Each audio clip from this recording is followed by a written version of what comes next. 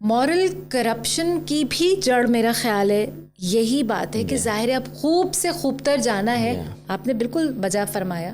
I so totally agree with. میں آپ کو ایک مثال دیتا ہوں. جی. میں ایک جگہ اپنے بچوں کو, بیگم بچوں کو لے کے چلا گیا, ٹریننگ ہو رہی تھی, ساتھ ہم چلے گئے ریزورٹ میں ایک. تو شام کے وقت ہم نکل رہے تھے کمرے سے, میں نے کہا چلو پول پہ چلتے ہیں. تو میں کمرے سے نکلا اور میں نے لاک کیا. تو میری بیٹی کہتی ہے ابا آپ نے اے سی تو بند کیا ہی نہیں ہے.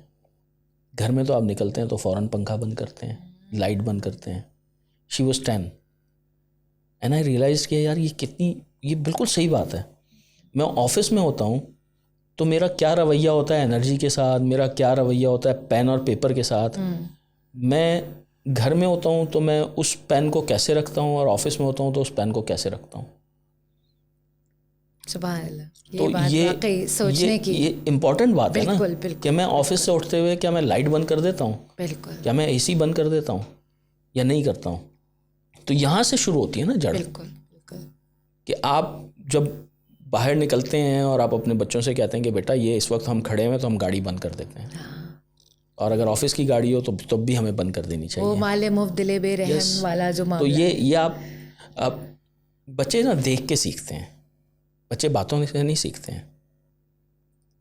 جب تک آپ بچوں کو وہ عمل کر کے نہیں دکھائیں گے, بالکل بچوں سے آپ کے سامنے آپ جتنی مرضی موٹیویشنل اسپیکنگ کرتے رہیں, جتنی مرضی تقریریں کرتے رہیں, بچے نہیں سیکھیں گے. وہ اپنے دونوں کانوں کا پورا استعمال کریں گے کہ یہاں سے سنیں گے اور یہاں سے نکال دیں گے. بالکل ایسے ہی, بالکل بجا فرمایا آپ نے. ایسے ہی ہے. یہی بات میں والدین سے ہر سیٹنگ میں جہاں مجھے موقع ملتا ہے اس پوڈ کاسٹ کے ذریعے بھی میں پہنچانے کی کوشش کرتی ہوں کہ don't worry that they are not listening to you, worry that they are always watching you. They are always watching, they are always watching. ہم سگنل پہ کھڑے ہو کے کس طرح لان تان کر رہے ہیں کہیں جلدی پہنچنے کے چکر میں.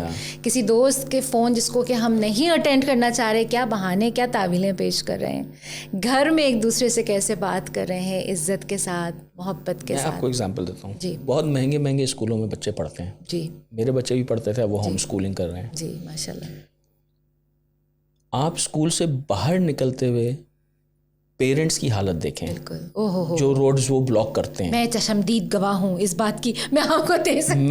میں نے اس پیرنٹ سے کہا, وہ لائن میں کھڑا ہوا تھا اور وہ لائن بریک کر کے آگے چلا گیا اور سامنے کھڑا ہو گیا. میرا بچہ چھوٹا تھا, وہ بچے آتے ہیں تو نظر نہیں آتے. میں نے اس سے کہا یار اتنے مہنگے اسکول میں تم اپنے بچے کو کیوں پڑھا رہے ہو؟ اگر تم خود لائن آبزرو نہیں کر سکتے, خود رول آبزرو نہیں کر سکتے, تو یار یہ سب بیکار ہے. یہ اس اسکول کو چھوڑو, تم اس کو گھر میں رکھو بچے کو, کوئی مسئلہ نہیں ہے. کیونکہ اس اسکول میں بھی اس بچے نے وہی بننا ہے جو تم ہو, اور وہ گھر میں بھی وہی بننا ہے جو تم ہو. زندگی میں بھی وہ یہی کرے گا. تو اس لیے آپ کے سامنے ایک بڑا سا اسکول ہے.